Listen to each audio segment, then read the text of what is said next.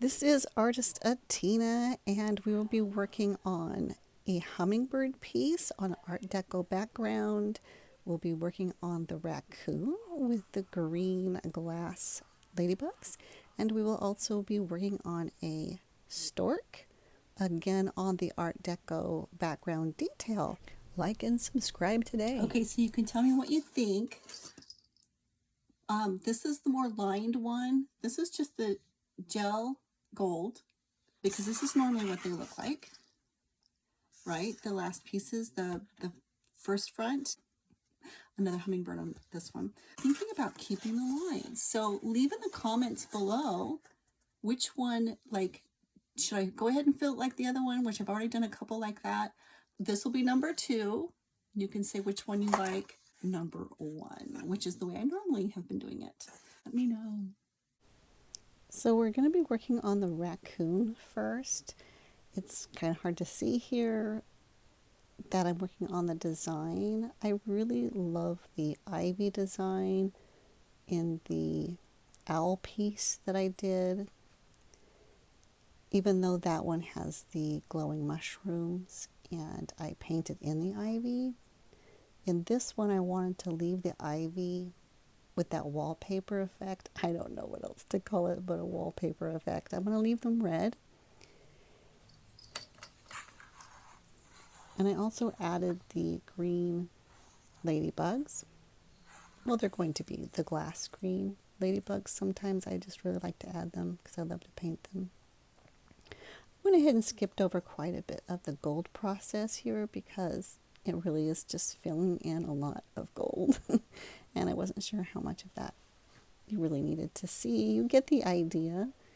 And this is just the first layer, and then I start going over in some of the little crooks and stuff with a second layer. And then we'll get to working on the raccoon, and we will do, after the raccoon is finished, another layer. I think I did like 3 layers of the gold. Like I said, I like the gold to remain warm with the red behind it, but I want it thick enough to where it doesn't, so it looks really good. A lot of times that takes like 3 layers of it.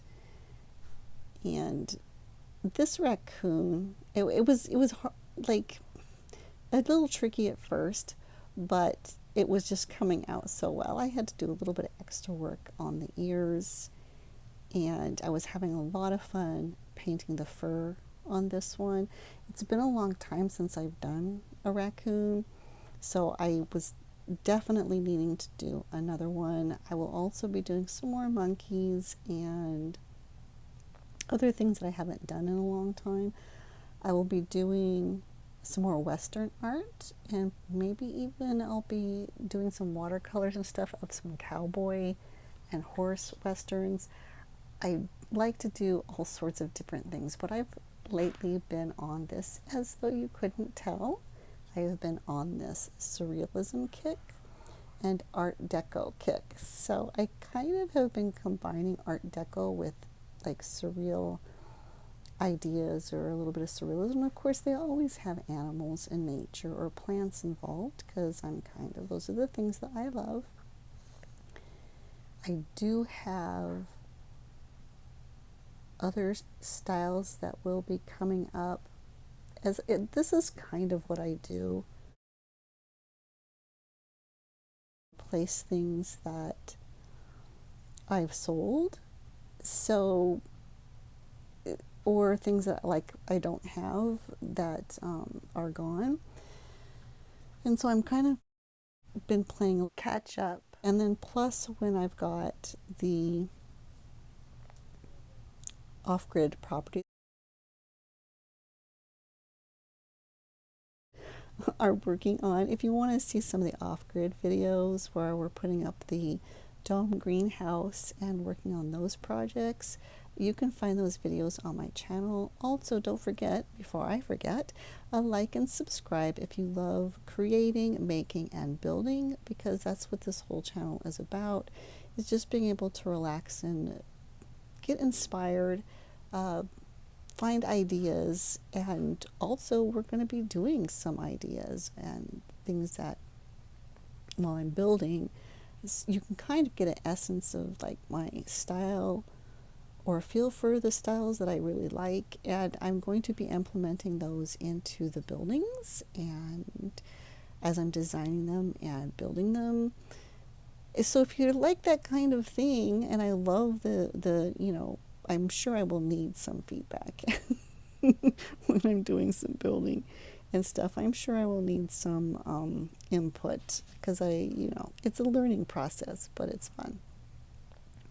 And I don't want it to take too long, but I have to do it step by step. But I am in back where I am right now. I'm just trying to refill my inventory and do that. So there's going to be a few more art videos before we are back out there sharing the sunsets and what we need to do. The next parts that I do out off grid are going to be kind of the boring stuff of just getting the foundations and working on getting that septic done and all of our measurements done and stuff like that. But one thing at a time. Now this hummingbird did take me a little while, as you can see. The one thing I do love about acrylic, you can do it as well with oil, but you have to let that oil dry, I think, between layering, if you're going to do layering and not al prima. But with the acrylic, it is easier, as you can see. I can just keep building up and keep building up and keep building up until I have it exactly where I want it. This is a blue hummingbird. Came out fantastic. Now we're going to be working on the stork. I have a few blue herons, and I was doing the blue herons in the mixed media of watercolor and acrylic. So I was decided, instead of a heron in this one, I don't have any storks.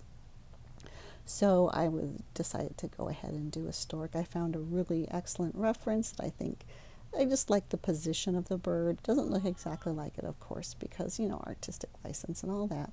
But I liked the position. I liked that it looked like young bird. I probably made it look a little bit younger because I like to make my eyes a little larger when I'm